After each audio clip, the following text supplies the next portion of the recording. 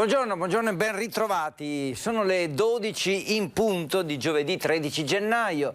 Come sempre Focus TG e come sempre l'obiettivo, diciamo, di tenervi compagnia fino alle 13:30, quindi insomma un'ora e mezzo durante la quale usciremo dallo studio, qualche collegamento per vedere cosa succede nelle nostre città del nord-est, ma anche alle 12:30 l'appuntamento con la sala della Protezione Civile regionale di Marghera, dove ci sarà il governatore Luca Zaia, quindi il punto della situazione Covid, gli aggiornamenti sui dati che ancora non abbiamo per oggi, ma insomma arriveranno e comunque verranno commentati dal presidente Zaia, molte le discussioni aperte anche sull'opportunità di continuare con questo bollettino quotidiano in questa forma, o se non sia magari il caso di modificarlo. Lo stesso presidente Zaia chiede che vengano contati soltanto i casi sintomatici e non anche gli asintomatici,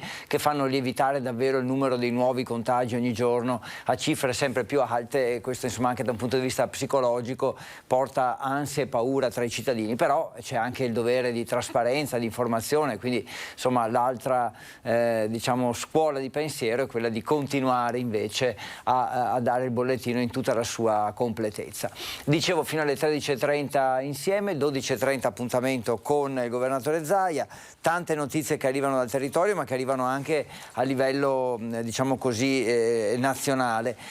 Si parla anche molto del colore delle regioni e insomma l'enorme quantità di nuovi casi, quindi davvero nuovi contagi che schizzano continuamente verso l'alto, fa sì che progressivamente ci sia comunque una ripercussione anche sugli ospedali, e quindi ci sono alcune regioni, molte regioni anzi, che si avviano verso la zona arancione entro fine mese. Così dice il presidente della Fondazione Gimbe Cartabellotta, che fa il punto sui posti letto ancora disponibili. Andiamo adesso a vedere un po' quello che è accaduto nelle ultime ore con un po' dei nostri servizi, partendo dalla cronaca che ci ha portato ieri a Bibbione, perché c'è stato un incendio di vaste proporzioni che ha completamente distrutto un magazzino edile di 1 migliaio di metri quadri. Allarme è scattato all'alba e poi vigili del fuoco impegnati per ore, come dicevo, a Bibbione.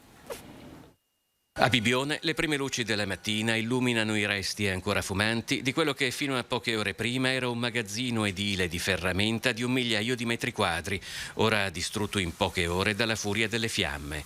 Qua e là, all'interno della struttura, sopravvive ancora qualche focolaio che sarà spento attorno a mezzogiorno al termine di parecchie ore di intenso lavoro dei vigili del fuoco. In Via del Sole l'allarme è scattato alle 5:30 del mattino. All'arrivo dei vigili del fuoco l'incendio aveva già raggiunto ampie dimensioni.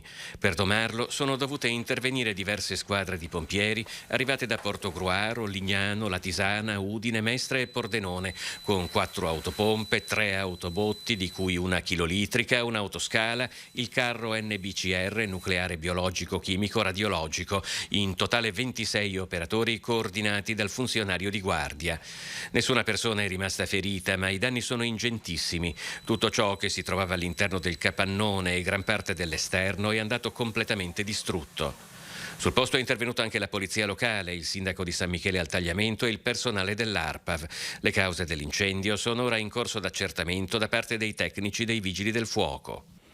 Questa è la cronaca di ieri per quanto riguarda proprio questo incendio, dicevo, che ci ha portato a Bibbione. Ci spostiamo a Padova, perché anche a Padova sono state ore di impegno per i vigili del fuoco, anche se su un altro fronte, perché una donna era scomparsa l'altra sera sui Colli Euganei, in un bosco addirittura sul Monte Rua. Hanno temuto in molti il peggio per questa 82enne di Este, che poi è stata ritrovata viva in buone condizioni, ma dopo una mezza giornata di intense ricerche.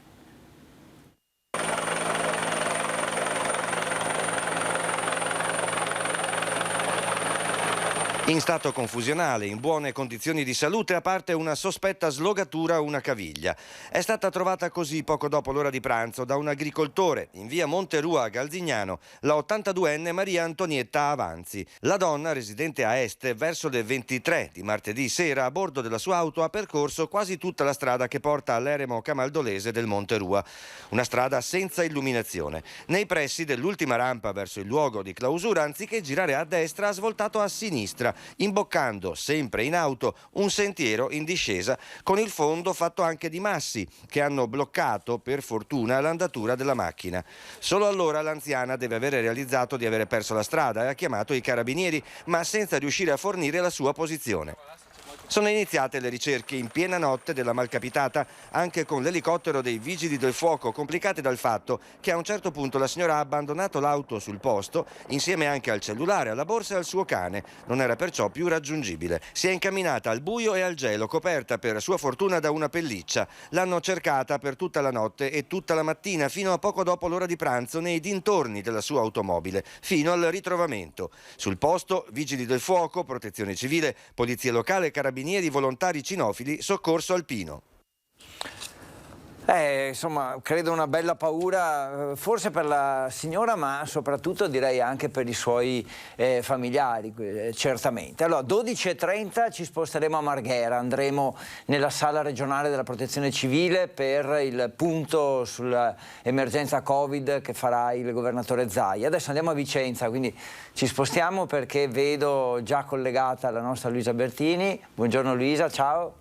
Sì, buongiorno a te, buongiorno ai nostri telespettatori. Sì, c'è il sole, anche se l'aria è abbastanza frizzante. Siamo a Tiene, in prossimità di via Pedrazza, dove ieri sera dopo le 20:30 si è divampato un incendio in una palazzina. Sono intervenuti i pompieri da Schio e da Vicenza che hanno evacuato con la scala le persone al primo piano. Ovviamente il fumo si è divampato in tutto il vano scale. Sono state evacuate tutte le famiglie, si tratta di 9 persone che hanno trovato per la notte un alloggio provvisorio e resta una famiglia che, visti i danni che ci saranno e quindi i lavori per ripristinare la corrente elettrica così come i riscaldamenti, questa famiglia dovrà essere presa in carico dal comune che al momento ha trovato un alloggio in un hotel, quindi verosimilmente la situazione viene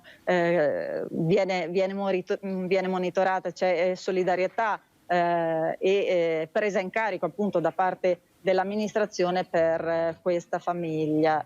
Un giovane è rimasto lievemente ustionato ad una mano, ma tutti gli altri stanno bene. Oggi il sopralluogo dei vigili del fuoco per la verifica dell'agibilità. E anche per le cause. E anche per le cause che sono ovviamente al vaglio. Grazie Luisa, altre news da Vicenza? Al momento no, stiamo raccogliendo e poi stasera ovviamente le daremo nel corso del TG. Certo, parlerete anche delle nuove regole, ovviamente di Covid, ci sono novità da quel fronte o poi andate a recuperare più tardi informazioni su questo? Sì, più che altro ci sono novità sul fronte sicurezza perché saranno intensificati i controlli, quindi adesso ci stiamo muovendo anche per capire in che termini e in quale zone del territorio saranno più attenzionati rispetto ad altre. Un modo elegante per dire devo andare, ti saluto, grazie. No, sto scherzando naturalmente. Grazie del tuo collegamento, allora sì, ti lasciamo volentieri andare a raccogliere altre informazioni. Ciao Luisa, buona giornata, salutaci la redazione di Vicenza, poi stasera alle 19:15 il TG di Vicenza con le informazioni aggiornate su quello che accade oggi nella provincia berica. Stavo guardando se c'erano notizie così diciamo dell'ultima ora e vedo che oltre al fatto che molte regioni come dicevamo prima si avviano alla zona arancione purtroppo per il numero enorme praticamente di contagi, poi sentiremo il governatore Zaia che però ha detto che ci sono in particolare l'ospedale Ca' Foncello di Treviso, reparto di chirurgia, che nonostante l'emergenza Covid ha aumentato del 5% gli interventi rispetto all'anno precedente, quindi insomma sta riuscendo a contrastare la pandemia e nello stesso tempo garantire anche risposte puntuali ai pazienti oncologici e non, che hanno avuto bisogno di interventi urgenti, cioè entro 30 giorni, e quindi a Treviso sono riusciti a fare il 5% di interventi chirurgici in più.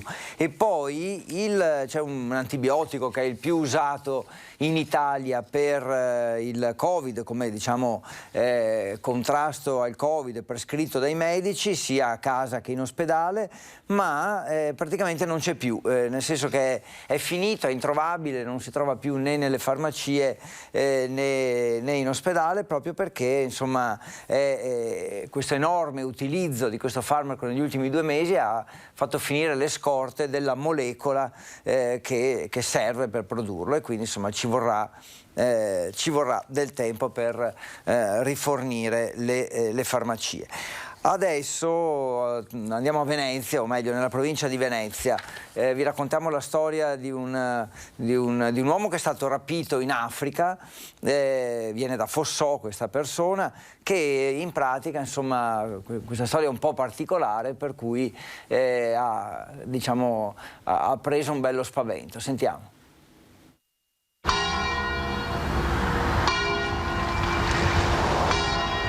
Campagna festa oggi a Fossò, 7.000 anime lungo la riviera del Brenta, riunite dalla centrale chiesa parrocchiale con forno e municipio a pochi metri di distanza. Al centro una vicenda a metà tra la cronaca nera e la trama romanzata di un amore impossibile. Questo è che dica, non lo so, sì, lo conosciamo di vista, ma che sappia di preciso non lo so la storia del signor Formenton. Lieto fine per Claudio Formenton, 67 anni, noto e stimato marito, padre e nonno, nonché imprenditore di successo del paese. Beh, c'è solo lui che lavora sul marmo, là, solo questo so, insomma. L'imprenditore, con un impegno costante per il sociale, a fine novembre scorso aveva detto a familiari e amici di partire per una missione umanitaria in Costa d'Avorio, ma una volta giunto sul posto, di lui per un paio di giorni si perdono letteralmente le tracce. Ho sentito parlare, ma non so.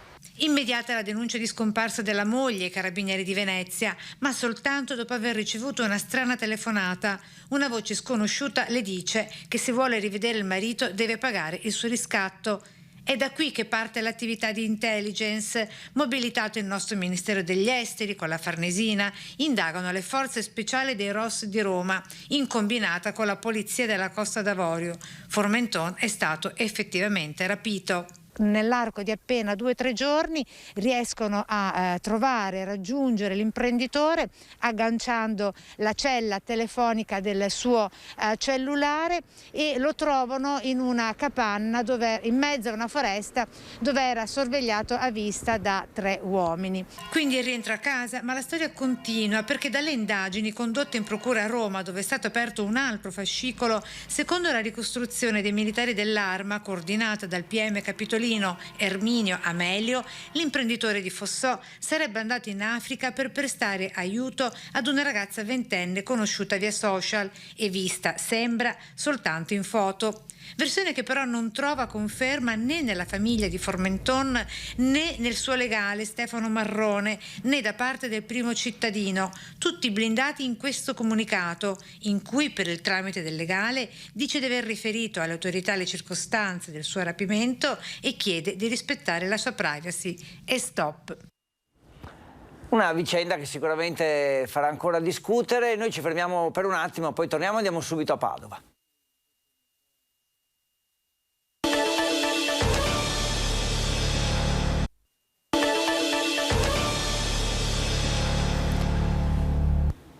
12:19, eccoci tornati in studio, siamo insieme da mezzogiorno, rimarremo fino alle 13:30 con voi, alle 12:30, quindi tra 11 minuti dovrebbe iniziare, insomma, di solito sempre molto puntuale, il governatore Luca Zaia, il punto sull'emergenza Covid dalla sala della Protezione Civile di Marghera. Io però vedo nel mio monitor, vedo la Basilica del Santo e quindi direi che è il momento di, eccola qui, direi, grazie a Fabio Verini regia, direi che possiamo andare a Padova, dove davanti alla Basilica dovrebbe esserci anche Chiara Gaiani. Buongiorno Chiara. Buongiorno Federico, ti confermo che ci sono, ringrazio Christian Rocchaiende che ci ha fatto vedere questo splendore, tra l'altro veramente è una splendida giornata oggi a Padova, il cielo è davvero azzurro, fa freddo ma è davvero una bella giornata. Infatti io e il collega ne abbiamo approfittato per andare a cercare di capire dai padovani, ma anche siamo entrati in alcuni negozi, se ci saranno difficoltà, se sono d'accordo su questa misura decisa dal governo che estenderà di fatto con varie tappe, insomma, di qui al 15 febbraio l'obbligo di Green Pass base rafforzato a seconda per entrare in alcuni negozi. Ad esempio siamo entrati in un negozio di abbigliamento, la signora ci ha detto potrebbe rallentare una stagione che sta andando a rilento nonostante i saldi. Siamo entrati ad esempio in una fioreria, lì ci sarà l'obbligo di esibire il Green Pass, c'è ancora un punto di domanda, i titolari non sapevano nulla, a rigore mi viene da pensare di sì,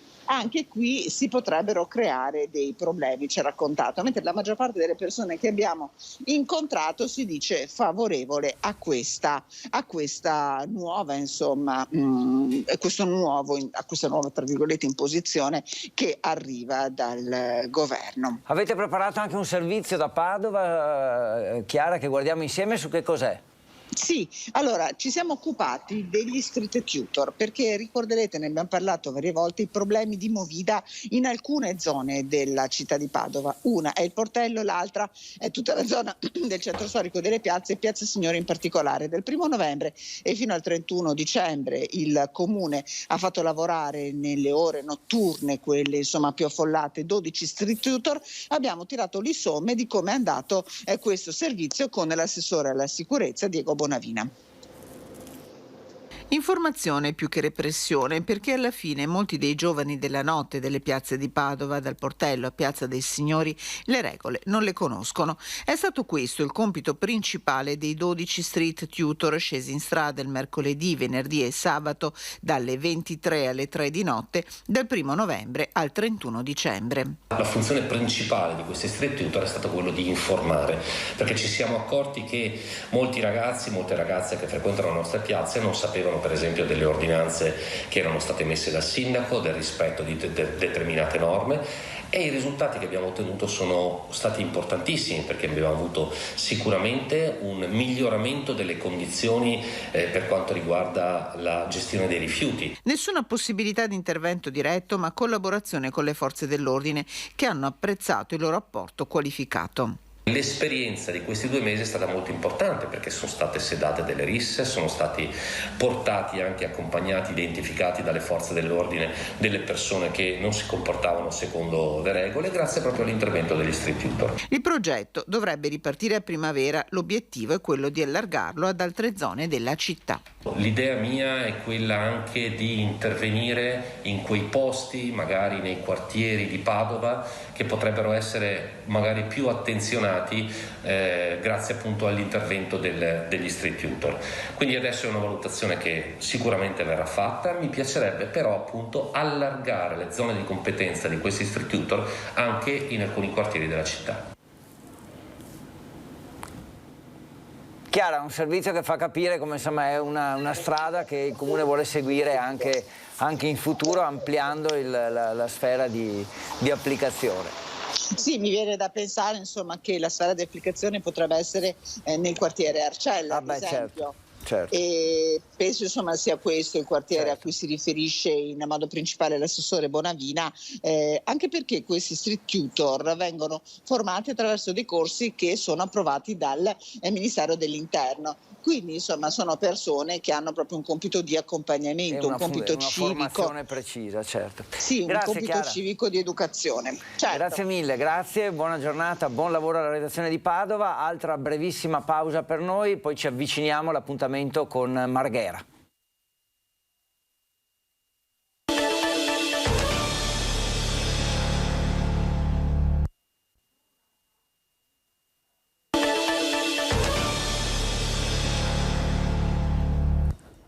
(12:26), giovedì 13 gennaio, ci avviciniamo a Marghera. Piano piano andiamo verso la sede della Protezione Civile regionale, dove il governatore Zaia tra poco farà il punto della situazione.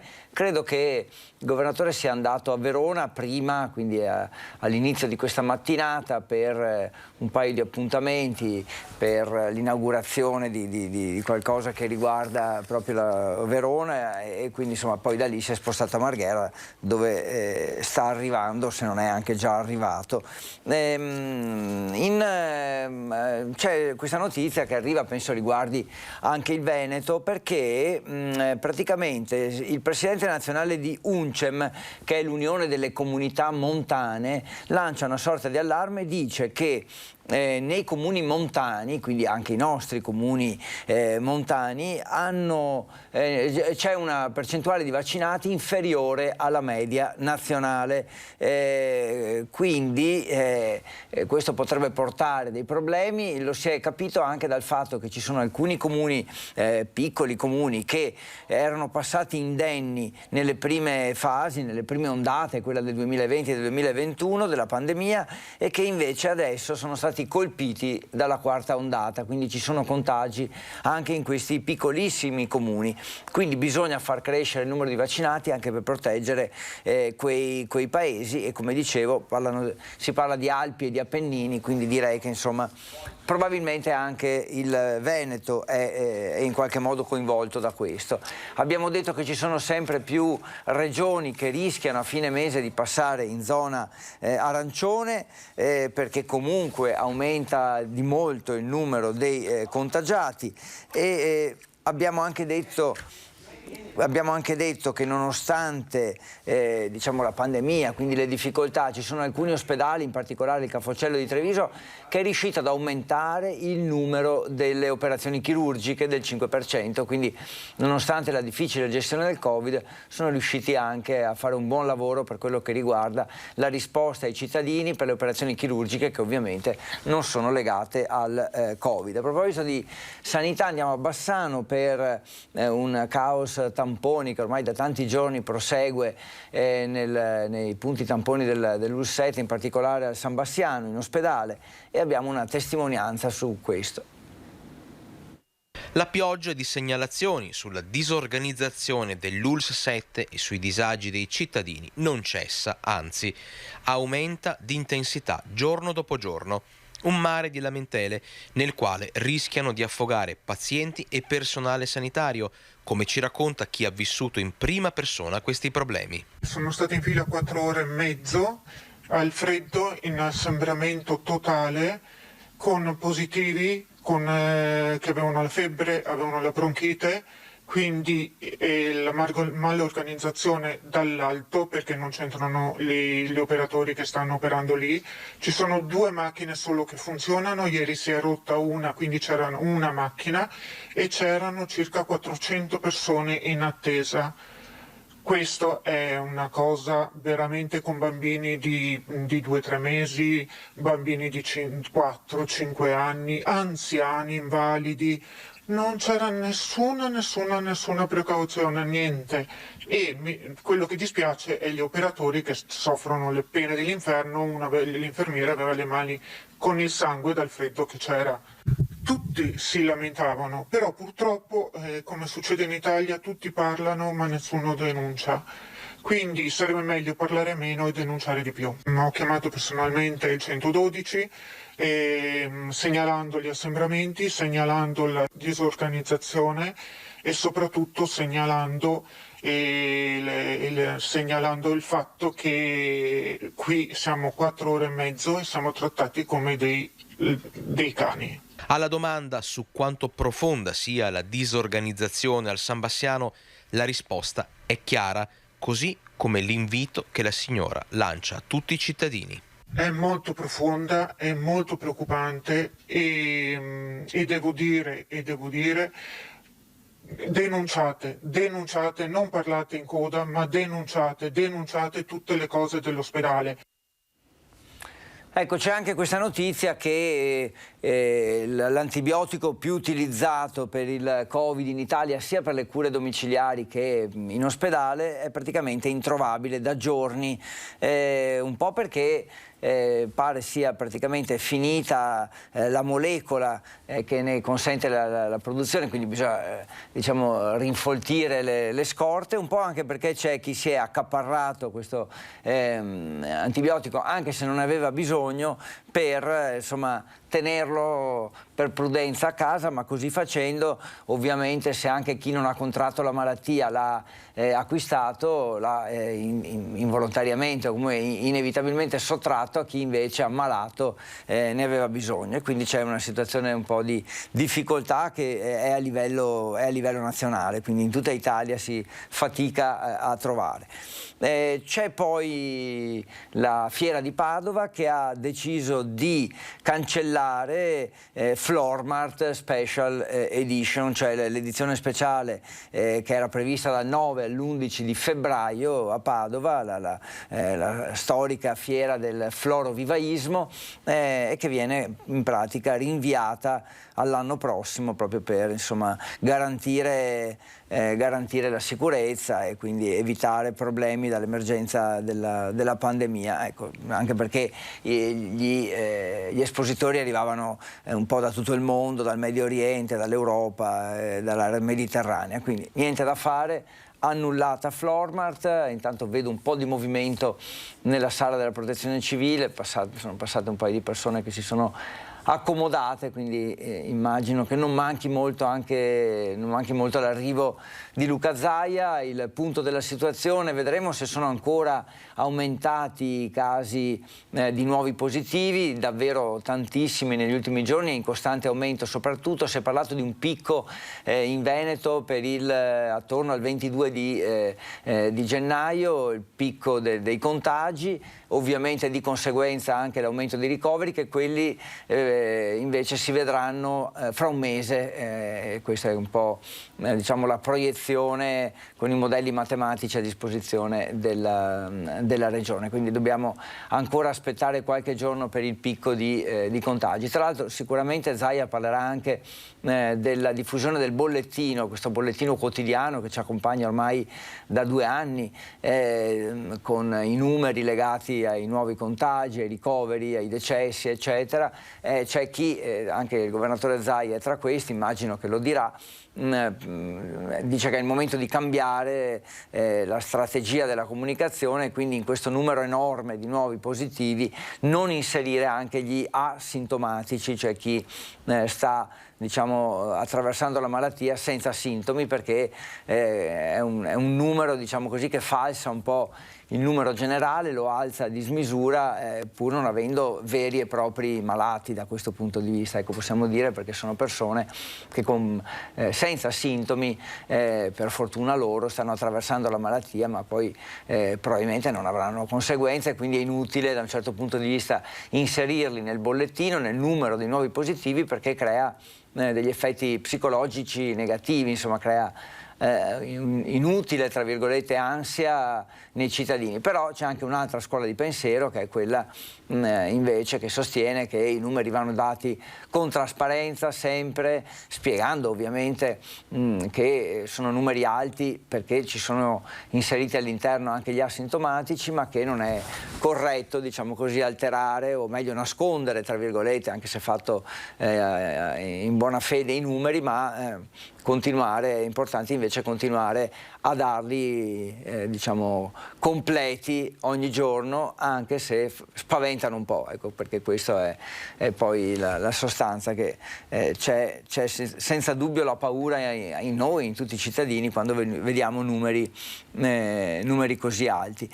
Ci sono parecchie regioni, siamo sempre in attesa di vedere arrivare Luca Zaia, ci sono molte regioni proprio anche a causa di questi enormi numeri di nuovi contagi che stanno andando verso la zona arancione entro fine mese, perché facendo i conti dei posti disponibili, ancora disponibili negli ospedali, posti letto, c'è da dire che con questo incremento dei posti occupati si va verso la zona arancione. Si parla di Calabria e Piemonte che sono a 0 posti disponibili nelle terapie intensive, Liguria 0 posti nell'area medica e 1 posto in terapia intensiva. Insomma, ci sono regioni proprio al limite. Bene, è arrivato il presidente Luca Zaia, quindi lasciamo la parola a lui e ci trasferiamo a Marghera.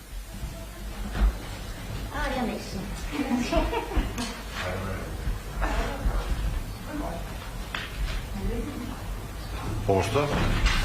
C'è qualcun altro che deve entrare?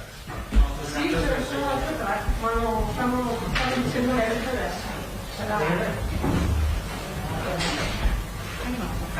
Aspettiamo un attimo. Ma invece...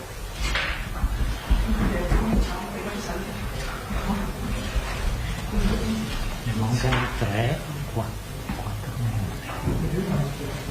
Allora ci dicono che abbiamo ancora 4 minuti di attesa, stanno arrivando ancora dei vostri colleghi.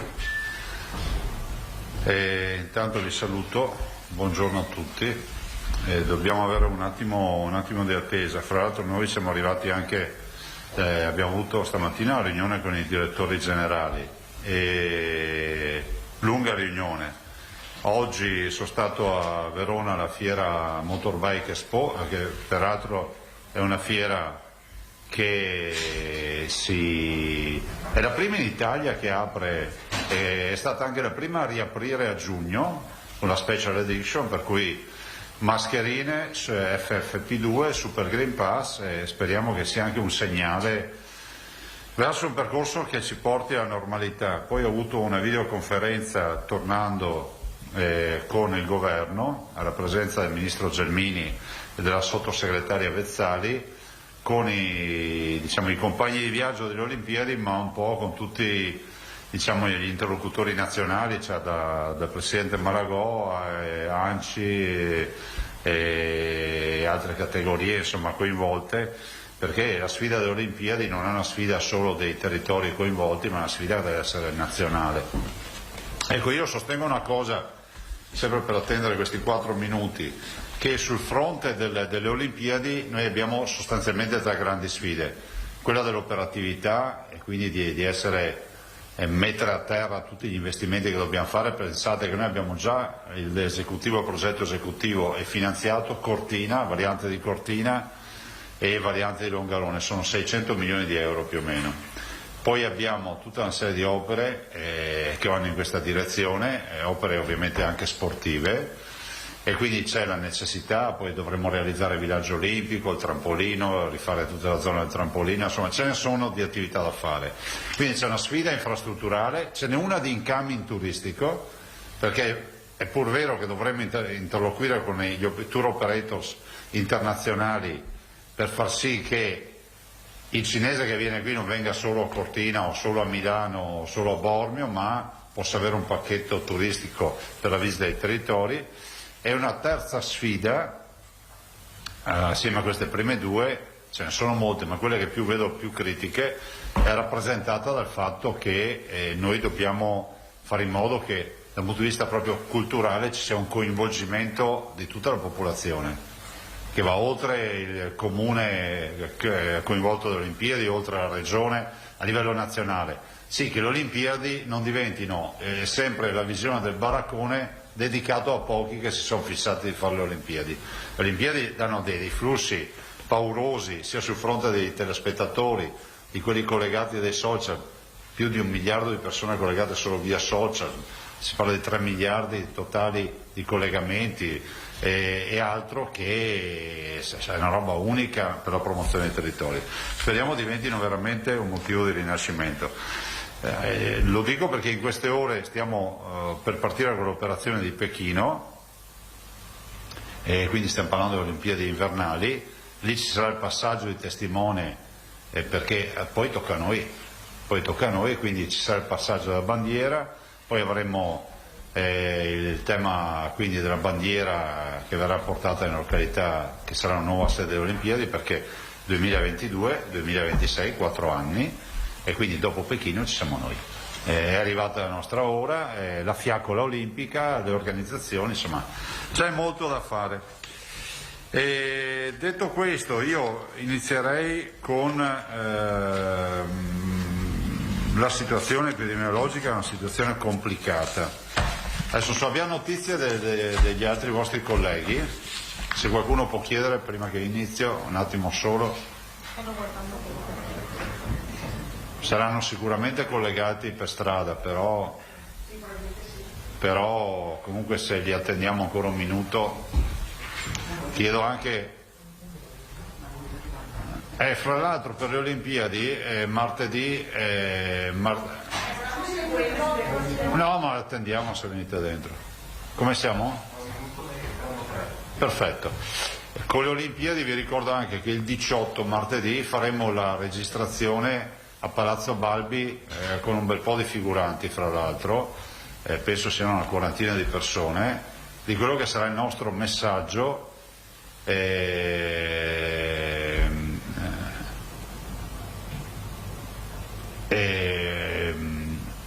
andrà direttamente alle Olimpiadi, cioè che andrà direttamente a Pechino, e quindi penso che sia una bella cosa anche questa. Io dovrò dire una frase, fra l'altro in cinese, che è Huan Hin Tan Shou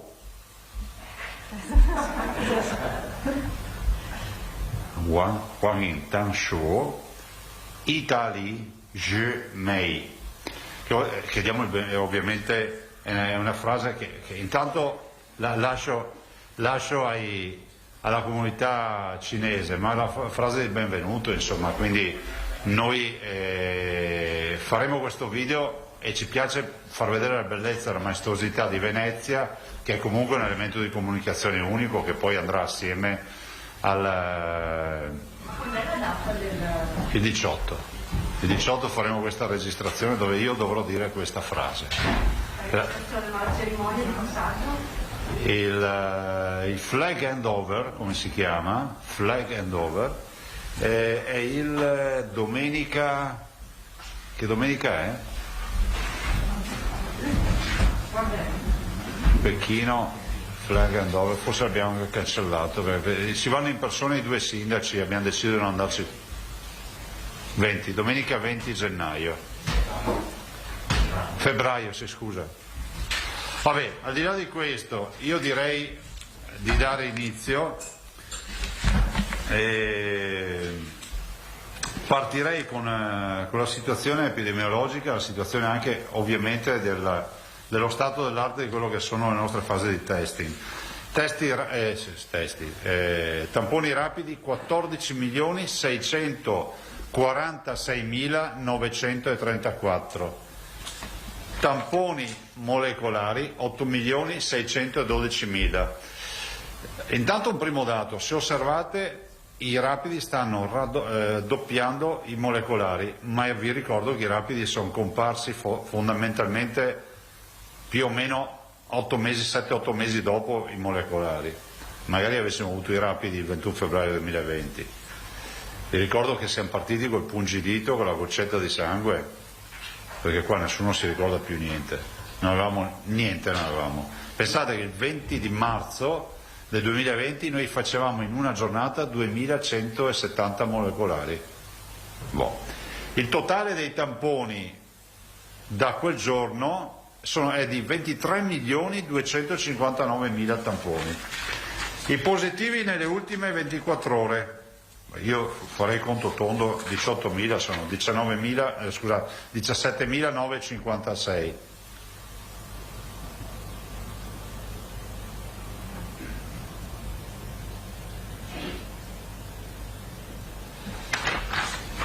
I 17.956 positivi sono stati intercettati con ben 153.357 tamponi.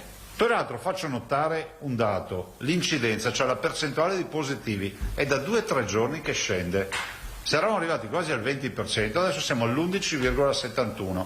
Se ieri sera avete guardato il famoso report che faccio mandare a tutti, che Alberto Reggiani vi manda, sul posizionamento della percentuale di positivi rispetto ai tamponi, ieri sera eravamo molto bassi, forse tra i 4 o 5 più bassi d'Italia e molto di sotto della media nazionale.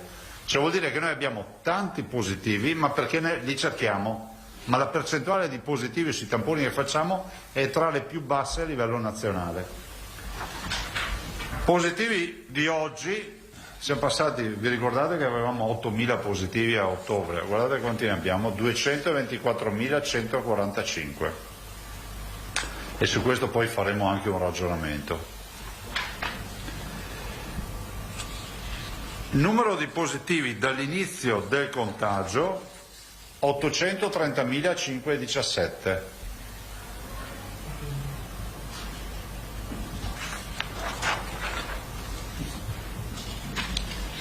Ricoveri. Quante persone sono ricoverate in ospedale? 1808.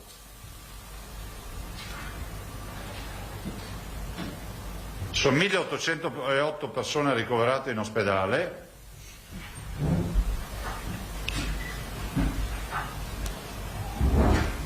Più 32, cioè vuol dire che nelle ultime 24 ore è comunque accaduto qualcosa. Abbiamo ricoverato di meno. Più 32, e siamo in una giornata buona, cioè siamo in una giornata di martedì, anzi mercoledì, oggi è giovedì, no? Sì, ma questo è quindi 24 ore mercoledì. Ricoverati, allora dei 1808 i ricoverati sono così distribuiti: 1602 in terapia di area non critica e in terapia intensiva 206, meno 4.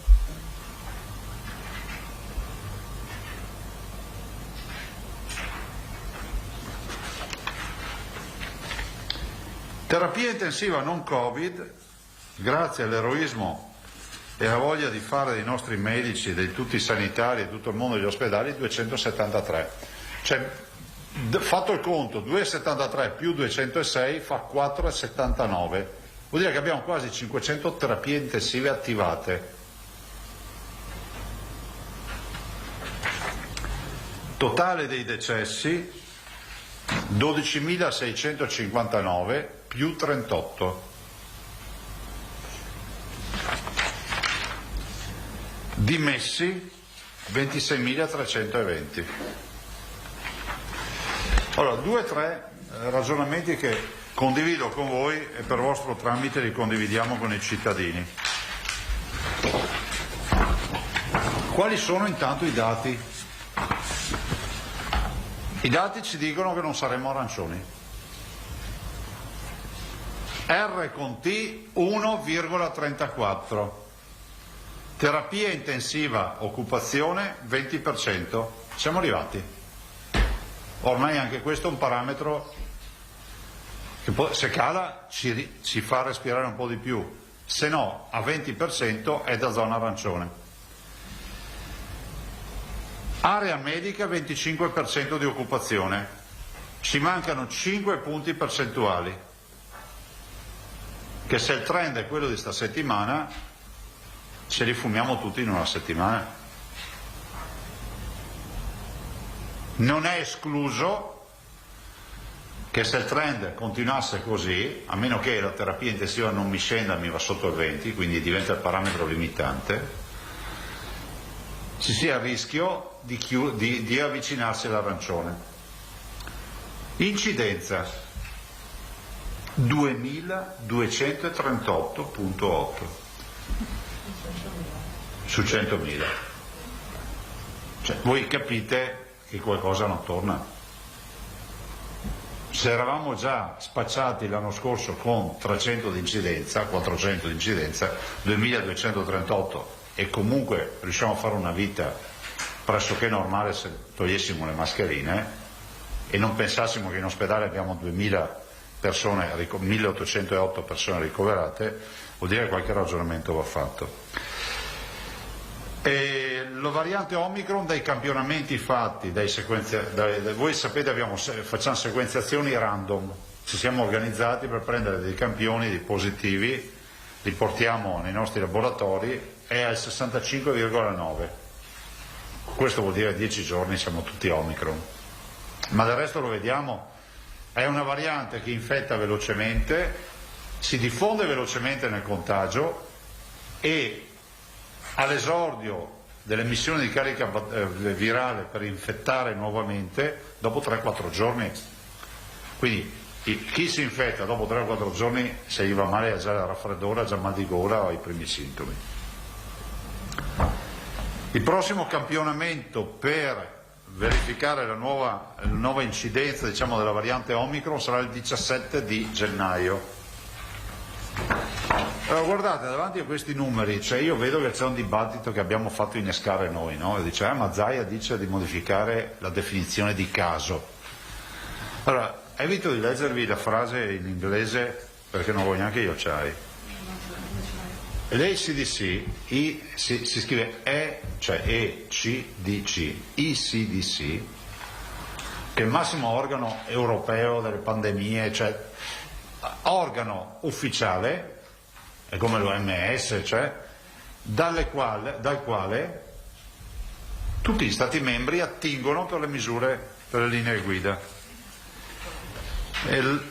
L'ECDC dice sostanzialmente, vabbè, non me lo ricordo a memoria, dice modificare la definizione di caso. Cos'è il caso? Cioè, quando è che un individuo viene definito malato Covid, paziente Covid, e quindi va nelle statistiche, viene calcolato e tutto? Il CDC chiarisce questo, lo mette come linea guida e dice quando ci sono due criteri. Allora, il primo criterio è che deve essere ammalato, deve avere malattie respiratorie oppure deve avere sintomi simili influenzali, cioè mal di ossi, fiato e febbre, cioè potrebbe non avere tosse e raffreddore, ma magari avere mal d'ossi, febbre, cioè l'influenza. Lo dice proprio, due robe, o malattia respiratoria acuta o sindrome, la chiama guardate, or influenza like illness, cioè un'influenza come una sindrome simile influenzale, definiamola così. E poi dice il secondo aspetto che deve avere il paziente Covid per essere definito Covid, dice il criterio, il tampone positivo, che sia antigenico o molecolare, dice la ricerca dell'acido nucleico o l'antigene. Quindi cosa vuol dire? Il CDC dice vi invitiamo a classificarli così perché il paziente positivo ma senza sintomi non è un caso, e il paziente che ha sintomi ma non ha la positività al tampone non è un caso, ma lo sappiamo, uno può avere raffreddore, l'influenza e essere negativo al tampone. Voi capite che questo cambia la storia del Covid. Questo è il grande dibattito internazionale. Avete visto che alcuni paesi già hanno iniziato ad affrontare, non è che gli spagnoli, se caso vediamo, sono più bravi di noi altri, hanno semplicemente letto le linee guida del CDC, come le staranno leggendo molti e molti stanno definendo. Ovvio che qual è la perplessità nel nostro paese e in alcune parti del mondo? Dice vabbè, ma se ci sono tanti positivi asintomatici c'è il rischio che l'asintomatico comunque infetti. Il tema è di capire il rapporto tra asintomatico e persona sintomatica. A noi sembra, dai dati che abbiamo, che si stia veramente abbassando moltissimo la quota dei sintomatici o quantomeno di coloro che comunque hanno evidenti segni clinici. Però non è nostro mestiere. Però io penso che sia fondamentale, questo lo chiede la Regione, lo chiederanno le Regioni al momento di discussione, noi come Veneto l'abbiamo presentato, di adottare linee guida ICDC. L'altro aspetto è sicuramente rappresentato dai ricoveri ospedalieri. Io ho avuto un sacco di attacchi perché un giorno, un anno fa, ho detto ci tocca segnare tutti come Covid anche se non sono per Covid. Sì, non è una novità, c'è scritto in tutte le regole OMS e tutto. La partoriente che entra in ospedale e in virtù dello screening che noi facciamo in ospedale risulta positiva, oggi va caricata nel parametro di un paziente positivo. Capiamoci, non è che siamo pieni di sti pazienti, Abbiamo un caso, forse atipico, Verona, su 131 pazienti stamattina ricoverati Covid, 50 hanno questa caratteristica. Come noi li chiamiamo nella riunione i Covid per caso. Sì. No, nel senso che sono lì per altri motivi in ospedale, non per il Covid. Scopriamo noi in ospedale che sono anche Covid. Il che non vuol dire che c'è, come si può dire, c'è un magheggio nei numeri. L'abbiamo sempre detto fin dal primo giorno, il ricoverato per altri motivi che risulta essere Covid allo screening d'ingresso dell'ospedale, il caso tipico, che è quello più frequente, è la partoriente. C'è la puerpera che arriva, la signora che arriva, la ragazza che arriva per partorire, gli facciamo il tampone d'ingresso in ospedale, positiva, asintomatica. Allora, noi chiediamo che questa quota di pazienti, che non è vastissima, che però sono qualche decina, qualche centinaio nei grandi numeri, che fra l'altro nel passaggio del colore di area con questo sistema di oggi pesano, vengano depennati dalle statistiche. Ma questa è una roba che la stiamo dicendo da mesi. Io spero che in questo momento, visto e considerato che l'ICDC a livello internazionale parla anche di questi casi, ma del resto già col caso 1 li risolve tutti. Se modifico la definizione del caso, un paziente che mi entra, che viene a partorire e ha il tampone positivo ma non ha i sintomi influenzali, non è un caso. Questo è fondamentale perché noi dobbiamo prendere atto, ve lo dicevo prima, che quando tu ti ritrovi 224.000 persone positive oggi, non vuol dire che li hai trovati tutti, vuol dire che hai trovato dei positivi. Cioè oggi non è che in Veneto ci sono 224.000, perché se facessimo 5 milioni di tamponi all'istante in Veneto, se vado via con le percentuali di oggi, ne avremo non so quanti, se si parla un 10%, quindi minimo 500.000, no? Li dovrei trovare subito. Se è 10% l'incidenza non lo so, non ve lo so dire, che è quella di oggi, 11% mi sembra sia oggi, quindi 550.000 su 5 milioni.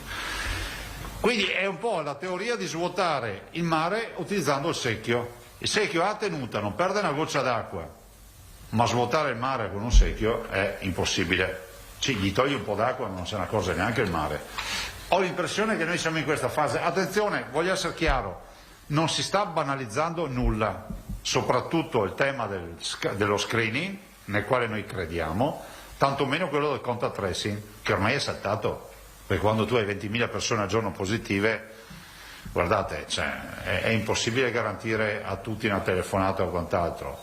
Capisco, il riferimento sono i medici di base, i medici curanti, i riferimenti che si hanno, i centralini, ma questi sono numeri emergenziali con 20.000 contagiati al giorno.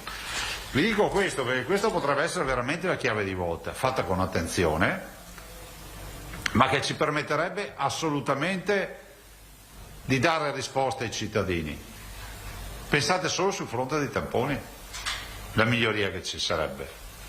Adesso peraltro ci chiedono il tema della quarantena. Alla fine a quarantena si può già fare il tampone in farmacia ed è a pagamento, ma non perché noi siamo brutti e cattivi, perché per riuscire a trovare una soluzione bisogna cominciare a fare una contabilità e capire anche quale sia l'impegno economico e l'accordo poi con la farmacia per portare fuori, sono 15 euro a tampone, e quante sono alle fine quarantena? Se tutti questi signori sono in quarantena, vuol dire che fate per 15 euro, vedete cosa ne viene fuori. facciamo l'impossibile, non abbiamo mai lesinato nelle spese e nell'indebitarsi con il Covid, però io penso che ci siano delle cose che vanno modificate, ad esempio le scuole primarie, poi l'assessore vi darà 2 numeri sulle scuole, cioè, ragazzi, una scuola su 4 è già in quarantena. Le scuole primarie hanno 2 tamponi, T0 e T5, al giorno 0 e al giorno 5. Le code le si vedono, no? Poi c'è chi ne ha di più, ma chi ne ha di meno, ma i numeri sono numeri. E quindi le code si fanno per fare la fase di tamponi. Anche nella fase di tamponi io penso che se un bimbo è contatto stretto di un bambino compagno di classe positivo, comunque deve farsi a quarantena, perché un caso scuola primaria, fra l'altro noi siamo molto interessati dalle scuole dell'infanzia peraltro, un caso va in quarantena, a questo punto questo bambino andrà in quarantena, è inutile che facciamo un tampone il giorno 0, un altro tampone, un po' come accadeva a noi col morbillo, ve lo ricordate? O la varicella, stavi a casa, era una sorta di quarantena che te la definivi da solo finché non ti andate via le papule, le croste, quello che era della malattia infettiva, tu non tornavi fuori. Questa era l'unità di misura. Anche allora, se volevano, potevano andare nello specifico a fare i prelievi, verificare se il virus c'era ancora e tutto, però si faceva un vuoto sanitario si creava la bolla attorno al bambino, stavamo a casa, guardavamo, vi ricordate, fuori dalla finestra per una settimana, 10 giorni, e la finiva là. Sta funzionando il tema delle vaccinazioni. Allora, qualcuno dice, ma Zaia ha detto no alla roba in classe. Io non è che dico no alla roba in classe, cioè le vaccinazioni nelle scuole, per carità. Ma noi intanto siamo avanti. Anche questo fine settimana annuncio, tutti i bimbi possono andare in accesso diretto sabato e domenica, perché i bambini, se devono essere vaccinati, devono essere accompagnati dai genitori. A scuola non penso che sia così facile far arrivare i genitori a scuola per la vaccinazione, forse qualcuno non ci ha pensato, va anche a lavorare. Bene, accesso diretto in qualsiasi parte dell'evento. Cosa vuol dire? Che uno può sia prenotarsi che andarsi direttamente, a prescindere anche dal suo luogo di residenza. Se un bimbo è a Cortina piuttosto che a Malcesine, ma è residente a Treviso o a Padova, va a vaccinarsi a Malcesine e a Cortina, anche se è residente a Treviso o a Padova. Può prenotarsi, se magari il genitore dice non voglio stare a far code, voglio l'orario, oppure ci va direttamente. Sto parlando dei 5 anni agli 11 anni. La decisione spetta ai genitori, quindi evito a tutti coloro che perdono le loro giornate nei social media, soprattutto su Telegram, a dire di tutto contro il sottoscritto, che va dalla pedofilia al mascheramento notturno e tutte queste robe qua. Ricordo che la vaccinazione la decidono i genitori, e quindi siccome questi bimbi sono figli di genitori, i genitori hanno la patria potestà e decidono se vaccinare il loro bimbo o no, nessuno obbliga nessuno ad essere vaccinato. Oggi noi ricordiamo che la vaccinazione sta andando bene, 50.000 vaccinazioni al giorno le facciamo. La booster sta andando avanti perché siamo ormai a 2.200.000, esattamente 2.187.000 o 67.000. Insomma, domani siamo più di 2.200.000 dosi. Lo vediamo, questo ve lo devo dire, vi do un dato, lo vediamo, sapete da dove che il booster sta funzionando? Dell'inversione pesante che sta avvenendo nelle terapie intensive. Solo gennaio, i primi, oggi cosa siamo? L'11, il 12, il 13, solo i primi 13 giorni di gennaio, più 41% delle presenze in terapia intensiva dei non vaccinati rispetto al mese precedente e meno 8 di quelli vaccinati. Siamo comunque sopra l'80%. Perché vi dico? Perché comunque il dottor Rosi mi ha dato stamattina sto dato, dopo verrà lui un giorno, vi dà, magari la prossima settimana vi dà tutti i dati. E anche lui sostiene, ma questo è l'effetto del booster, perché il booster comunque ce li tiene distanti, a meno che non siano pazienti complicati, con comorbidità, pazienti terminali. Cioè ogni paziente ha la sua storia, però è pur vero, e qua senza offendere nessuno, che se noi togliessimo i pazienti semplicemente non vaccinati dalla terapia intensiva, il Veneto sarebbe in zona bianca, perché siccome uno dei 3 parametri della terapia intensiva, se ho l'80%, 8 per 2 è 12, 8 per 2 è 16, scusatemi, vuol dire che io a 202 pazienti che ho oggi, 160, 202, sono 42 pazienti, avrei solo 42 pazienti vaccinati in terapia intensiva, vuol dire che sono sotto anche il 10% di occupazione. A me spiace dirlo, però questi sono dati di fatto. A me va bene tutte le teorie, ci si può curare a casa, l'abbiamo capito, probabilmente questa ondata si è anche un po' più raffreddorizzata, ma è altrettanto vero che abbiamo altri strumenti per difenderci, ma è anche vero che una quota infinitesimale di pazienti deve venire in ospedale, deve avere un ospedale, infatti ne abbiamo 1808 in ospedale. Quindi sbagliano coloro che vendono una suggestione che ci si può curare solo a casa, bisogna assumersi anche la responsabilità delle cose che si dice. Sto parlando in generale, no? Perché poi chiunque di noi fa un video. Allora si dice con correttezza, ci si può curare nella stragrande maggioranza dei casi a casa, puoi anche aggiungere che se poi il tuo medico ti segue e ti risponde al telefono ti curi ancora meglio, puoi dire che se ne trovi uno che sperimenta, forse ti va bene, male, non lo so, ma non puoi far credere al mondo che ti curi solo a casa. Sapete perché? Perché questo principio, vengo al dunque, che è la parte secondo me più grave, porta psicologicamente e culturalmente i cittadini a dire ma tanto dopo se curemo a casa anche se lo sappiamo. E voi dite ma perché ci fa tutto questo discorso? Perché i racconti che ho dall'ospedale è che abbiamo pazienti che arrivano all'ultimo istante.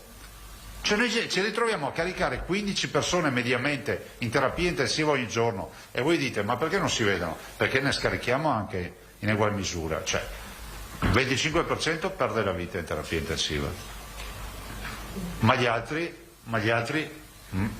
regredisce la malattia, riescono a tornare in corsia, se non è che se ne vanno a casa. Ma il dato che ci dicono dell'emergenza urgenza che arrivano sempre più pazienti che continuano a resistere a casa, che chiamano addirittura il 118 e poi rimandano guardate, questa è storia che ve la posso far raccontare dagli operatori, mettono giù e dicono ma richiamerò, alla fine vanno a prenderselo a casa che non respira più. Questa è la tragedia.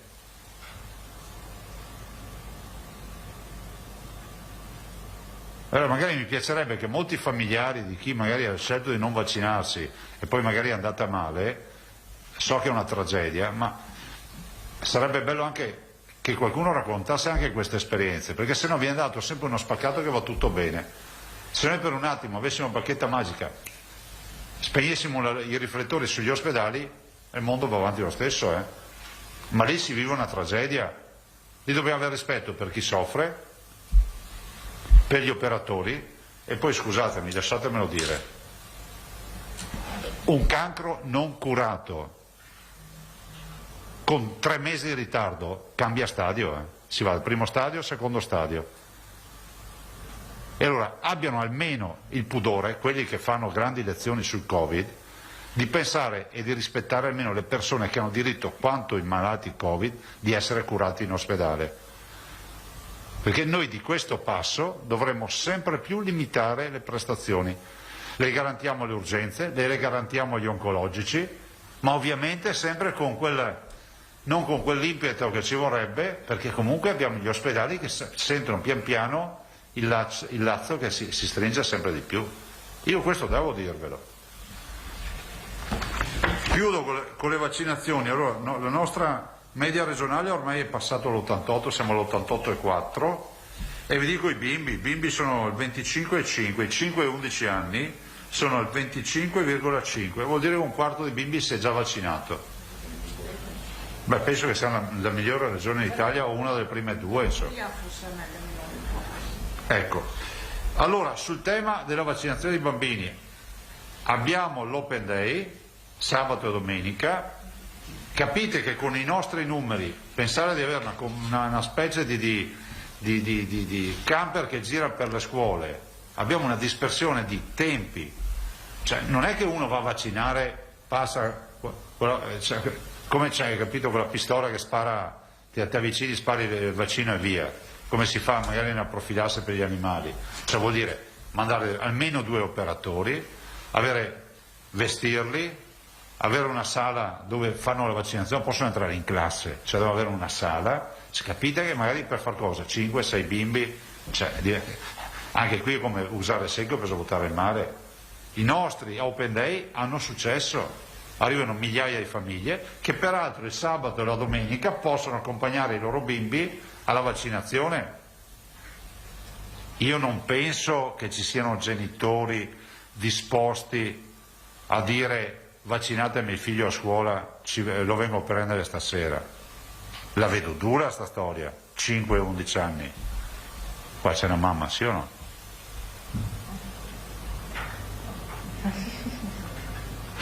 Beh, una mamma non ho capito, tu a te andrebbe bene? Vabbè, a lei andrebbe bene. Beh, no, ho capito, però immagino che molti genitori vogliano essere presenti, ci sia un tema il bambino ma insomma io non entro in queste dinamiche, però immagino che garantire il sabato e la domenica sia tutta un'altra roba e si aprono meno discussioni sul fatto che io voglio essere presente. Sentite, noi abbiamo avuto problemi a fare i tamponi, ma no alle elementari, alle superiori, con diffide scritte nel momento in cui dovevamo fare i tamponi a minorenni, di genitori che dicevano tu a mio figlio non fai il tampone. Cioè, avete presente lo scenario? E avete presente lo scenario di chi non vuole che suo figlio sia vaccinato, che sa che in quella scuola si sta vaccinando, chiederà sicuramente di essere presente. Quindi io penso che si incasina solo la roba. Noi riusciamo a fare così, bella suggestione, ma bisogna dopo fare l'amministrazione del possibile. Io non aggiungo altro, se avete 2 domande e poi passo all'assessore che vi dice anche come sta andando con le scuole. Ecco, grazie. Allora Martina Zambon. No, scusate, vi do un ultimo dato, scusami Martina.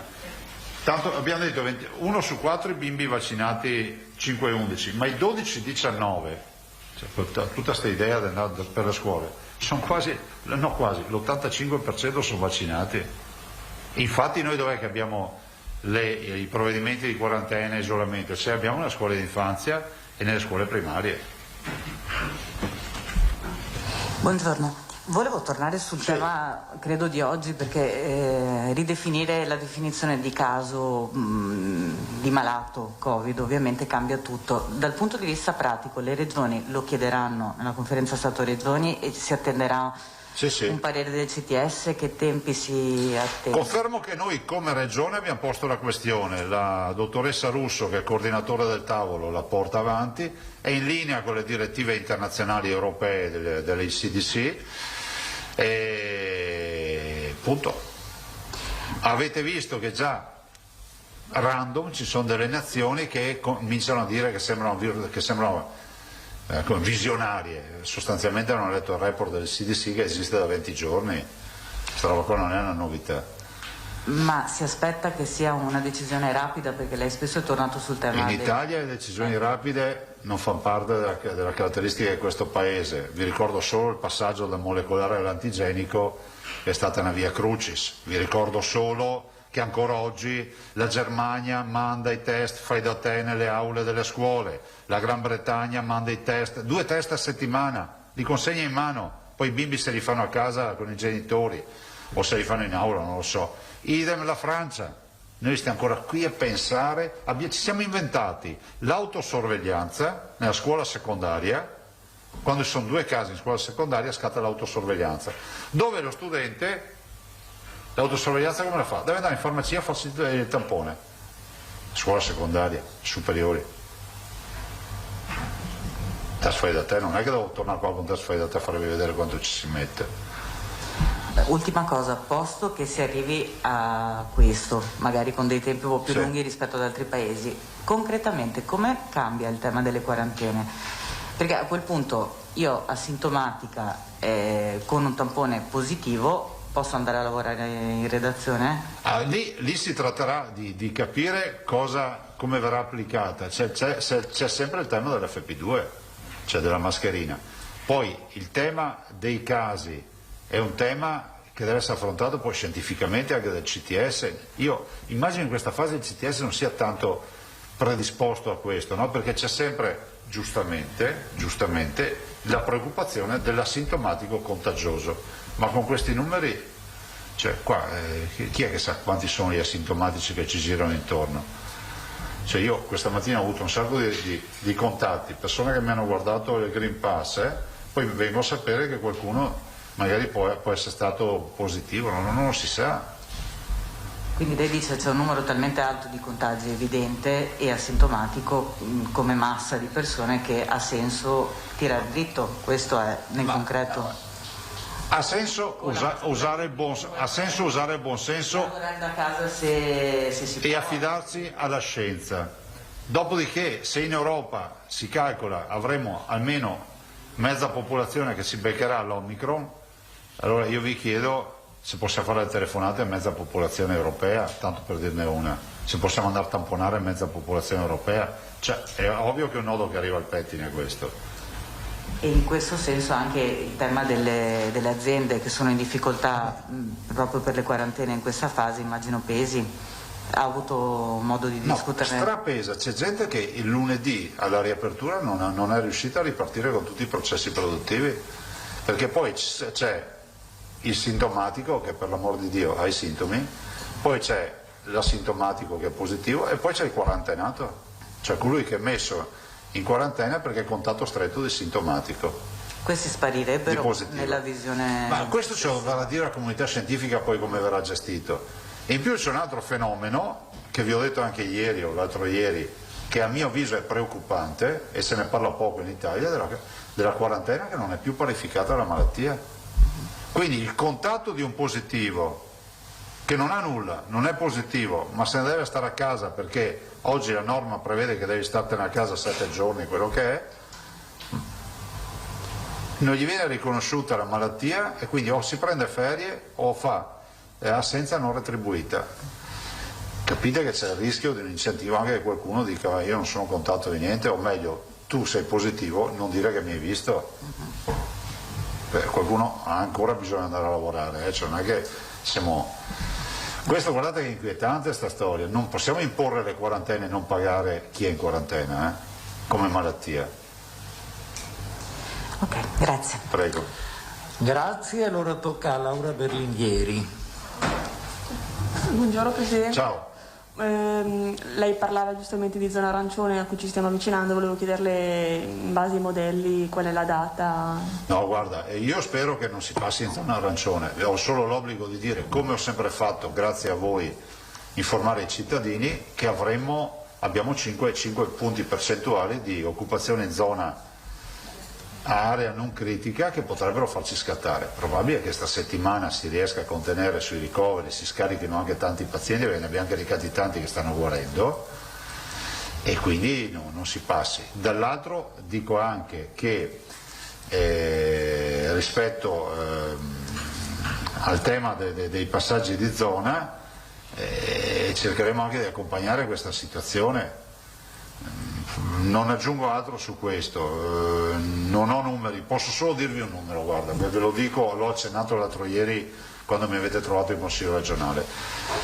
Seguiamo diversi modelli, io ne vedo anche uno che è estremo, che fra l'altro è straniero, monitora anche noi, ha numeri che sono abbastanza sballati rispetto a quello che viene fuori qui, però le curve sono verosimili, cioè nel senso che le curve, i picchi li becca ma sbaglia i numeri, ti dice hai 1000 persone in terapia intensiva invece ne hai 100, adesso vi faccio esempi stupidi, però mi dà il picco di quando avevo il massimo. Questo modello ci dà 23 gennaio punta dei contagi, quindi vuol dire che avremo ancora, se fosse vero, 10 giorni, 12 febbraio punta dei ricoveri, cioè che non è proprio, per carità, punta può essere anche 10 persone in più ricoverate e finisce lì. Quindi io faccio appello ai cittadini affinché non la prendano sotto gamba. Allora, se proprio non vogliono decidere che il Covid è un problema, almeno pensino che è un problema non riuscire a curare un paziente oncologico, un paziente che ha bisogno, e questo penso venga riconosciuto, e non ci vengano a dire che il Covid, per il Covid non serve l'ospedale, magari non servisse. 22 mesi, anzi 24 mesi, fra 23 mesi, fra poco più di 40 giorni saranno 24 mesi, 2 anni. Faccio una seconda domanda che esula un pochino dal Prego. tema Covid. Oggi sul Mattino abbiamo scritto di Life Lab, una struttura di eccellenza che rischia di chiudere se non arriveranno ulteriori finanziamenti. Loro dicono di aver bisogno di risorse per 3-5 milioni per i prossimi 3 anni per non interrompere anche progetti in corso. Volevo chiedere se c'è uno spiraglio, se c'è una Guarda, noi non è che siamo traboccanti di risorse, peraltro con l'università magari un giorno vi porterò anche uno schema di quante convenzioni e quante risorse ci mettiamo, perché vedo che spesso ci si dimentica anche di tanti accordi che abbiamo. Penso che il professor Gerosa stia facendo un lavoro eccellente, lo fa sia come professionista, dirige il centro Gallucci ed è, diciamo, il centro che quasi tutti gli anni è al primo posto per trapianti di cuore, con oltre 50 cuori all'anno, se non ricordo male l'anno scorso 56. Quindi su questo non si discute. Sul tema della ricerca io non entro in merito, immagino che sia un bel progetto. Leggevo sul The New York Times 2 o 3 giorni fa hanno fatto il primo trapianto di un cuore di maiale modificato, è stato definito nell'articolo. Quindi penso che si vada in quella direzione.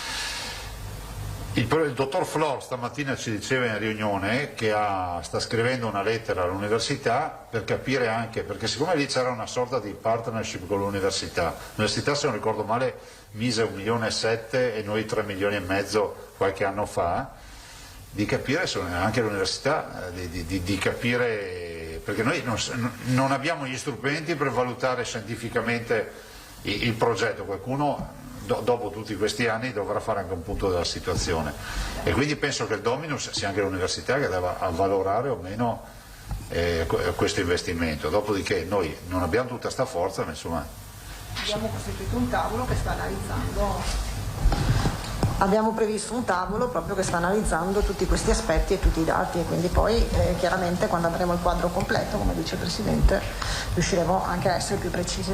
Quindi c'è una chiusura comunque. No, chiusura non ce ne sono mai state. Cioè, vorrei ricordare che noi investiamo nella sanità, perché così lo diciamo i veneti, 9 miliardi e 600 milioni di euro all'anno, 9 miliardi di lire di euro, che per chi è rimasto alle lire sono più di 18 mila miliardi di lire, 18 mila miliardi di lire, ce ne sono pochi che sono rimasti alle lire, ma magari lo ricordiamo i più anziani, 9 miliardi 600 milioni. Cioè, quindi la sanità noi investiamo, però guarda, alla luce anche c'è una delibera di consiglio, una legge dell'altro giorno che dice che l'utile della sanità, se c'è utile, quei 2-3 milioni di euro, lo possiamo reinvestire in progetti sanitari, avendo avuto ragione, e quindi anche pagando l'Università di Treviso, di medicina, non di Treviso, che è sempre Università di Padova, per cui. Ci siamo? Altro? Alda forse? Prego Alda. Lanzan e poi Moscati. Tornerei sui sintomatici, sui positivi. Oggi in Veneto ci sono 224.000 erotti persone positive, quindi in isolamento. Avete un dato di quante siano le sintomatiche e quante le asintomatiche? L'abbiamo chiesto stamattina, anche perché nell'ottica della definizione di caso, se passasse questa idea, comunque noi dobbiamo avere una distinzione, come si può dire, online, di tutto quello che accade in tempo reale, cioè ti presenti al centro tamponi o al tampone, l'operatore avrà un flag e dice sintomatico o asintomatico. Oggi abbiamo Comunque la percentuale di sintomatici cominciate a è contare... dichiaratamente al di sotto del 50%, grandemente al di sotto del 50%, quella dei sintomatici. Ho sentito dati stamattina di qualche ULSS, insomma, che era su 2000 tamponi, 300 sintomatici, sentivo dati così questa mattina dai direttori. Però al momento, Alda, non ce l'abbiamo. L'abbiamo chiesta anche per i decessi, quella dovremmo averla nel giro di poche ore, perché sui decessi abbiamo voluto chiedere invece la differenza del dato vaccinati e non vaccinati. Okay. Ovvio che dopo bisogna... RSA magari anche? Sì. Comunque c'è un di ospedale. Sì, sì. Se volete poi vi do il numero di RSA. Dopo l'assessore vi dà anche RSA che fa vedere che il vaccino funziona. Vi ricordate, la professoressa Tacconelli vi ha ricordato che in RSA andiamo anche con l'antivirale, con il Remdesivir, e quindi non si va più in ospedale per fare il trattamento. Quindi Presidente, se passasse la vostra richiesta di rivedere la definizione di caso, dal computo verrebbero esclusi gli asintomatici, perché sono positivi, lei ha fatto l'esempio della partoriente, ma stanno bene, non hanno problemi.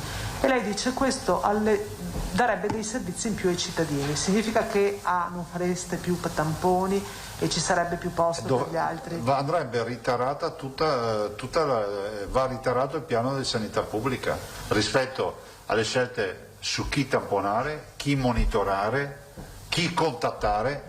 Allora, davanti a una platea di 10.000 persone positive, di quelle di oggi, 224.000, so che non riesco a chiamare 224.000 persone, ma se so che i positivi che i sintomatici sono 1.000 o 2.000, a me sembra più logico che mi concentri su chi è a casa con sintomi piuttosto che con gli asintomatici che stanno lì a aspettare che passino in 7 giorni. Tamponi. Sì. In tutte le ULSS si sono verificate code interminabili, perché anche oltre ai grandissimi numeri che sono innegabili, anche perché c'era un'organizzazione tale per cui andava chi aveva prenotato e chi andava chi voleva ad accesso libero. Alla fine la coda si mescolava ed era un unico serpentone. È vero che sono state le ULSS a chiedervi di autorizzare la prenotazione obbligatoria, o è stata la Regione a dire cambiate il sistema? No. Quindi ognuno fa quello che vuole? No, nel senso che l'organizzazione a questi livelli dei tamponi, cioè le ULSS se la vedono.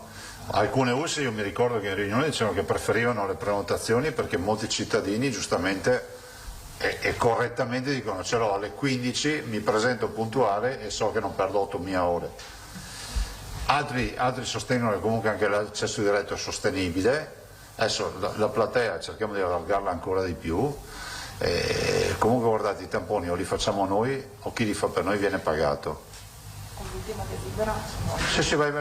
Con l'ultima delibera, quella che abbiamo portato martedì, abbiamo anche calmierato il prezzo per i privati accreditati, e quindi tutti i privati accreditati hanno un prezzo di 20 euro per il tampone antigenico di terza generazione e 40 euro per i molecolari.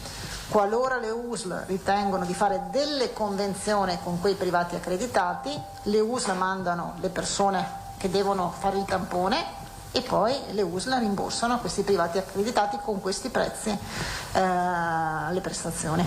Quindi, Assessore, mi scusi, se io sono positiva e devo andare a fare il tampone, posso andare sia al Covid Point o nelle strutture private accreditate, se convenzionate con l'USL? Certo, e non sarà pago... l'USL a smistare questo flusso, la singola USL. Perfetto, e ovviamente il privato sarà pagato, ma io non pagherò niente. Dall'azienda sanitaria. Questo dipende quindi da ULSS a ULSS? Certo, in base agli accordi che faranno con i privati che ci sono in quella USL. Quindi 20 euro l'antigenico di terza generazione però e 40 il molecolare. Attualmente, se l'ULSS non ha fatto queste convenzioni, una struttura privata è comunque autorizzata a fare il tampone di fine isolamento? No. Quindi attualmente, se non c'è la convenzione, sono obbligata ad andare al Covid Point? O alla farmacia a pagamento. Farmacia in quarantena, non fine isolamento, perché fine quarantena. Ricordiamo perché non fine isolamento in farmacia, perché nelle notti ministeriali è scritto che il fine isolamento può essere fatto col molecolare o con un tampone rapido di terza generazione. Le farmacie principalmente hanno quelli di prima generazione. Abbiamo chiesto e siamo in attesa, abbiamo detto che in 24 ore ci rispondevano ancora ieri, di introdurre anche quello di prima generazione e quindi in quel caso potrebbero andare anche in farmacia. Ultima domanda a chi di voi due ha i dati, ci arriva una lettera di una signora da Tezze sul Brenta, quindi area vicentina, che dal 31/12 non solo lei ma anche altri pazienti sono senza medico. Le chiedo di base. Vi chiedo qual è la situazione in Veneto di medici di base tra sospesi o pensionati e che di fatto quindi i cittadini se hanno bisogno di un certificato, di una ricetta, anche solo della prescrizione del tampone, non sanno da chi rivolgersi. Noi abbiamo 571 zone carenti, ossia 571 zone dove manca il medico di base che può avere 1500, 1000, 1300 assistiti in base a quanti assistiti aveva quel medico. Quindi oggi mancano questo numero 571. Sui pensionamenti non ho l'ultimo dato, però comunque stanno andando, quindi si aggiungono quelli che vanno in pensione. È chiaro che le USL hanno o già distribuito, ove possibile, in altri medici, vi ricordate la delibera fino ai 1800 assistiti, oppure se manca completamente c'è la continuità assistenziale che comunque funge anche per fare le prestazioni, le ricette e quant'altro, se proprio non c'è nessun medico lì nelle zone che sta assorbendo quegli assistiti. Grazie. Perfetto, proseguiamo con Silvia Moscati, poi Cristina Giacomuzzo. Ma perché quei cavi sono sempre così corti? Se usate una forbice tagliate le fascette, sì, tagliate le fascette, si allungano i cavi. Tagliamo le fascette. Buongiorno. Prego, Presidente. buongiorno. Volevo una precisazione. Prima lei ha parlato della variante Omicron che viene rilevata su un 50% dei positivi, mi pare avesse detto. Vengono fatti il test per trovare la variante. Di questi 65,9 sarebbero Omicron, cioè sono già la maggioranza, giusto? Sì. Ecco, perfetto, volevo solo questa precisazione. Allora, in ospedale, se è vero questo, vanno a finire anche quelli con Omicron, è corretto? Giusto? Sì, li curiamo. Se sono ammalati clinicamente da ospedale, vanno in ospedale. Ok, e questo era semplicemente per puntualizzare che molti è passata, diciamo, l'idea che Omicron sia un raffreddore, invece si va, ecco, era una precisazione che si va a finire in ospedale. Noi abbiamo pazienti che muoiono in ospedale con l'Omicron, non con raffreddore. Ecco, va sottolineato perché che sono morti. Passa un'idea un po' particolare ultimamente. Ecco, grazie. No, grazie a lei. Cristina Giacomuzzo. Buongiorno Presidente, le chiederei una precisazione sulla conseguenza della ridefinizione del caso di positivo. Come impatta negli ospedali questa e quindi come si comporteranno i Covid per caso? Perché anche Taconelli aveva detto che effettivamente uno entra per il femore rotto, è positivo, viene messo nel reparto e si allungano i tempi. Sarà la comunità scientifica che darà interpretazione con il nuovo piano di sanità pubblica, se mai questo Paese decidesse di intraprendere questa strada. Ma io, attenzione, visto che dovete fare i pezzi, io non sto banalizzando il problema, vi sto semplicemente dicendo che dobbiamo guardare in faccia la realtà. C'è una montagna di positivi, perché a questo punto non parliamo più di lockdown, ma li mettiamo lo stesso chiusi in casa perché li isoliamo tutti. Allora, mi sembra un po' un cane che si mangia la coda. Ci sarebbe subito un effetto, Cristina, che è quello dei passaggi di zona, perché se tu scremi tutti questi pazienti che non c'entrano nulla con il paziente Covid, ma che sono semplicemente positivi asintomatici, probabilmente, non dico che sono tutti casi come Verona 50 su 131, perché è l'azienda ospedaliera, perché comunque ha una casistica particolare, ma vedo che un po' tutti i colleghi del dottore Bravi di Verona, quindi gli altri direttori, tutti hanno una quota anche se minima, di pazienti che insomma sono lì in sala parto positivi, ma sono lì per partorire, non per farsi curare da Covid. L'altra cosa che volevo chiedere riguardava l'obbligatorietà degli over 50. Sì. Come siamo? Ci sono numeri? Sì, guarda, te lo dico subito, guarda, c'è un dato che parla per tutti. L'obbligatorietà degli over 50 ha recuperato un bel po' di numeri, perché i 50-59 oggi sono all'88,3%. Quindi eravamo, qualche punto è stato recuperato, quindi si stanno vaccinando. Sono i cinquantenni. 50 e 59 anni, i 60-69 sono arrivati al 91,9. Ma pensavo questo è un dato generico complessivo dagli over 50 prima dose. Bisogna estrapolarlo, cioè non. Grazie. Tutto possiamo avere, ma ci vuole tempo. Posto? No. Grazie. Antonella, tu.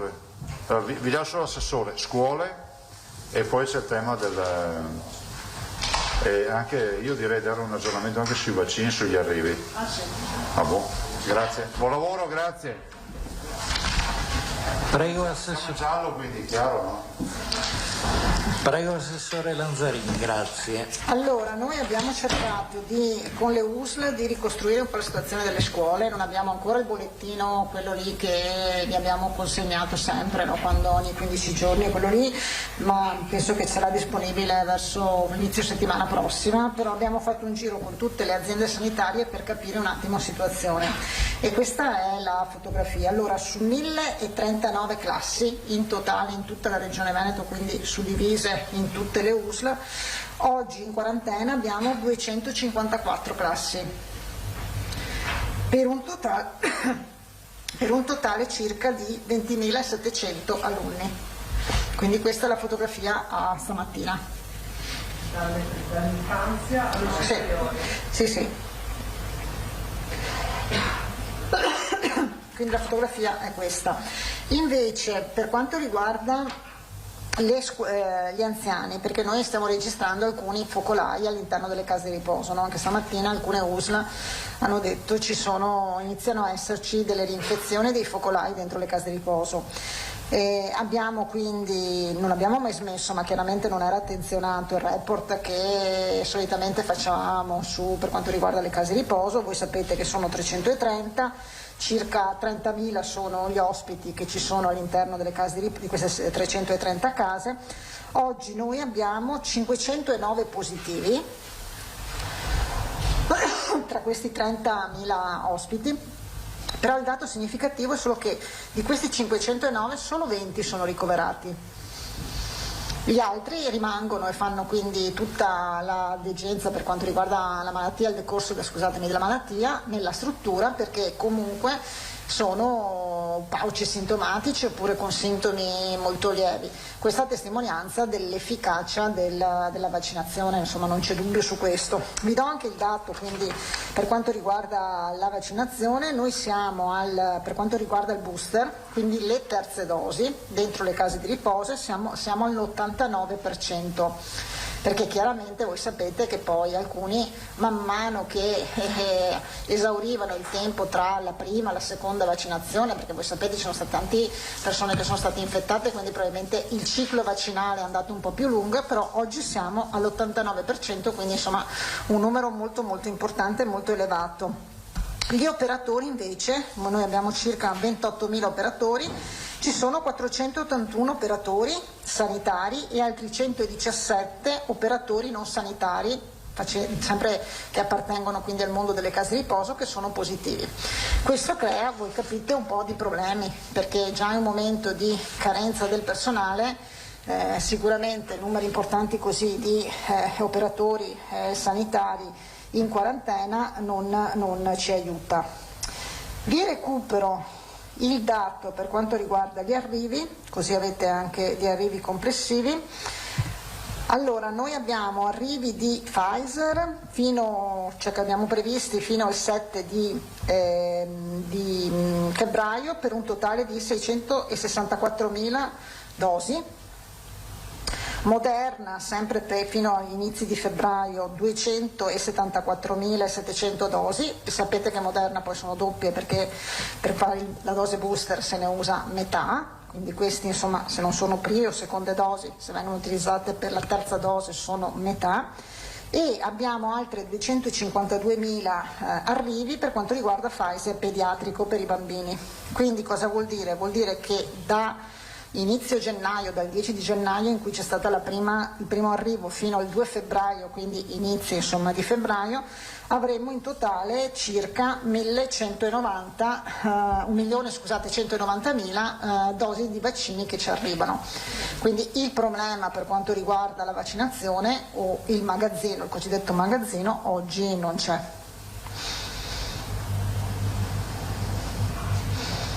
A posto? Prego. Ecco, prego Berlinghieri, poi Giacomuzzo. Forse non ho capito male io una cosa. Ha detto 1039 classi dall'infanzia alle scuole. Allora, devo dire la verità, ho il dato complessivo, proverò a chiedere se c'è anche l'infanzia al 06, perché può essere che non siano conteggiate il 06, quindi gli asili nidi non penso che siano conteggiati, la scuola materna sì, però lo devo verificare, eventualmente lo verifichiamo e ve lo dico nel pomeriggio, ve lo faccio sapere nel pomeriggio se sono tutte comprese anche le scuole dell'infanzia. Più che altro a me risulta che siano 30.000 le classi in Veneto, quindi da 1.000 a 30.000. Questo è il dato che ci hanno dato i direttori generali. Facciamo così, lo verifichiamo bene e poi ve lo mandiamo, così insomma facciamo prima, perché è un dato ricostruito USL per USL, proprio non essendo stati in grado di avere un bollettino come quello che vi consegnavamo, è un dato ricostruito dalla prevenzione USL per USL con telefonata, quindi può essere che ci sia qualcosa, però allora lo controlliamo bene e poi eventualmente ve lo inviamo. Con anche la specifica se sono tutte le classi, se c'è quindi il segmento 06, se si parte solo dalla primaria o quant'altro. Giacomuzzo.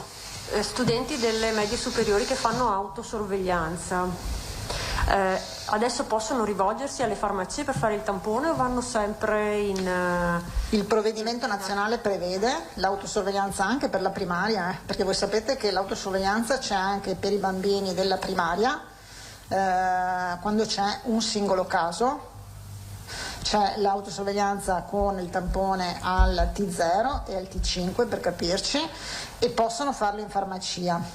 Noi oggi proprio penso che riusciamo a chiuderlo tra oggi e domani.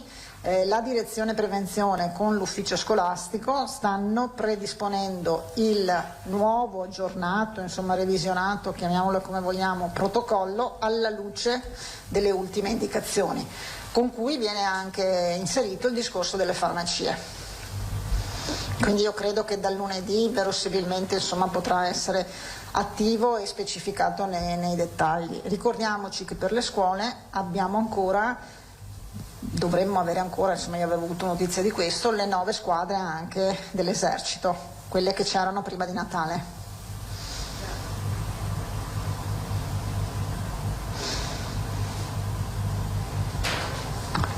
Se non ci sono altre domande per l'assessore e l'assessore ha finito, possiamo concludere qua. Grazie e buona giornata a tutti.